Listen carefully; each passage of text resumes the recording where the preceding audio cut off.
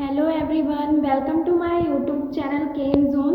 तो आज का मेरा टॉपिक है इकोसिस्टम। तो इकोसिस्टम में हमेशा नीट के एग्ज़ाम में कुछ इंपॉर्टेंट टर्म जैसे कि standing crop, standing state, primary productivity, ऐसे क्वेश्चंस आ जाते हैं। तो आज मैं इन्हीं को एक्सप्लेन करने वाली हूँ। So without wasting any time let's get started.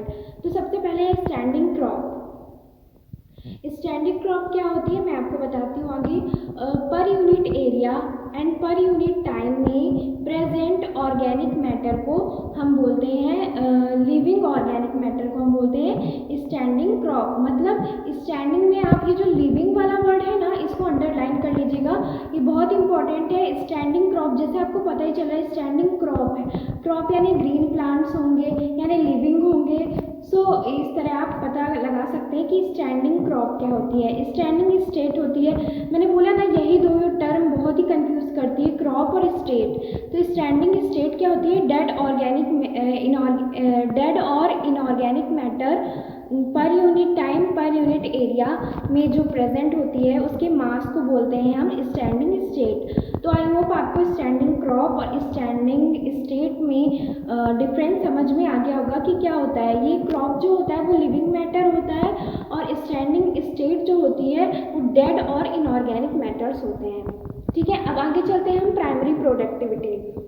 तो प्राइमरी प्रोडक्टिविटी क्या होती है, ड्यूरिंग फोटोसिंथेसिस जो जो पेड़ पौधे होते हैं, ग्रीन प्लांट्स होते हैं, प्रोड्यूस करते हैं ऑर्गेनिक मैटर को एक निश्चित समय अंतराल और निश्चित क्षेत्र में, यानी एक डेफिनेट एरिया में, उसी को हम बोलते हैं प्राइमरी प्रोडक्टिविटी। आपको सिर्फ ये याद रखना है कि फोटोसिंथेसिस के दौरान जो भी प्रोडक्शन होता है प्लांट्स के द्वारा उसी को हम बोलते हैं प्राइमरी प्रोडक्टिविटी। तो ये टर्म कभी कभी ऑब्जेक्टिव में आ जाते हैं, तो इसलिए मैंने सोचा कि इस पर मैं वीडियो बनाऊं। अब आगे हम इसमें पढ़ेंगे जीपीपी और एनपीपी। तो चलिए स्टार्ट कर। तो अब हम बात कर लेते हैं टाइप्स ऑफ प्राइमरी प्रोडक्टिविटी आगे। ठीक है, तो सबसे पहले होता है जीपीपी यानी ग्रॉस प्राइमरी प्रोडक्टिविटी। मैंने फुल फॉर्म नहीं लिखा है इसीलिए मैं बोल रही हूँ। फिर दूसरा आता है एनपीपी यानी नेट प्राइमरी प्रोडक्टिविटी, और क्योंकि ये प्राइमरी है तो आप समझिएगा कि ये प्राइमरी के टाइप्स हैं। ठीक है, तो जीपीपी की बात कर लेते हैं। तो इसको मैं बहुत अच्छे से आपको समझा देती हूँ। Total organic matter in definite time period. Okay, तो जो भी हम किसी निश्चित समय में जो भी ऑर्गेनिक मैटर प्रोड्यूस होगा उसी को हम ग्रॉस प्राइमरी प्रोडक्टिविटी कहेंगे। ठीक है, अब है नेट प्राइमरी प्रोडक्टिविटी।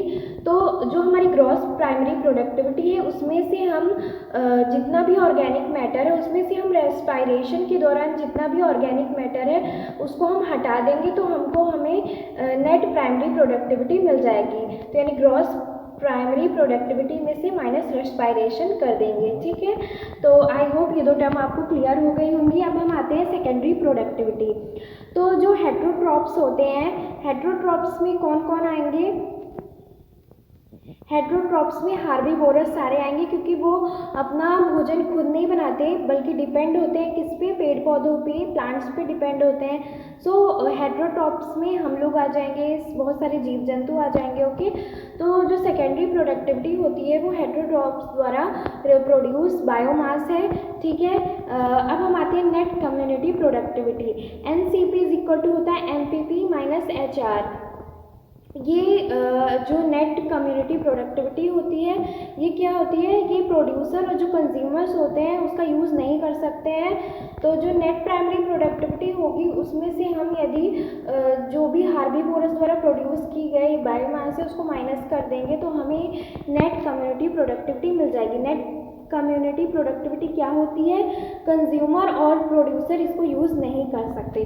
तो आई होप ये सारी एक्सप्लेनेशन आपको समझ में आ गई होगी। और नीट में ये मैं आपको बता दूं कि हर साल अल्टरनेट में पूछा जाता है और बिल्कुल ये छोटी सी चीज़ समझ के इसको इग्नोर मत कीजिएगा, इसको पढ़िएगा और जैसे मैंने बताया वैसे ही पढ़िएगा। पहले standing state, crop, primary productivity, इसके टाइप्स, ये सब आपको पढ़ने हैं। I hope you like this video, and if you like, please like, share, subscribe my channel and press the bell icon so you will notified about my future updates. Thank you.